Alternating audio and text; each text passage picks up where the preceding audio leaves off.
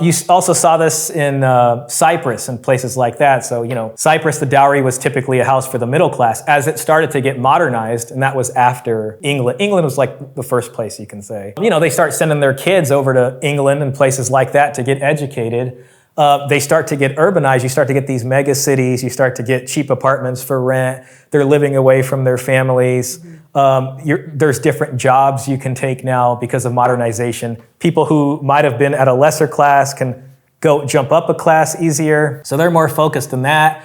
And I think what you ended up with was a kind of market bust, because a lot of guys here are saying, okay, well, I'm now worth more because I went to college and I have this job, where typically they would have married her. This family's probably having trouble getting her married, and you end up with this it's like a perfect storm. Then feminism, all these things, changes in laws. So it's a market bust because now the kings are like having kids with basically like peasant women in a way, and vice versa. It's harder to chart someone's income trajectory than it was back then. So that romantic love, the love match takes over. You start to see that in literature. You think about it, like the printing press, I think, came in the mid-1400s. Literacy rate was really low.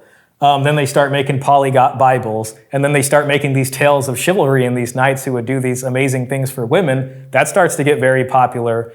Literacy rate goes up, more people start to read, modernization. So there's a cultural change. And then, people start looking for their love story a lot more. But even as that goes, still for a long time, we were talking about Germany earlier, even into the 1850s, if you look at their records there, people who are getting married are still bringing, some kind of dowry or equal contribution. Then this basically falls out of favor. I think we're hitting a point now where the economy and the culture and life, they'll say, oh, chivalry's dead, whether you believe that or not. Women... Coach Greg Adams, we'll talk about the monetized dating marketplace. Right. Millennials are having trouble buying houses.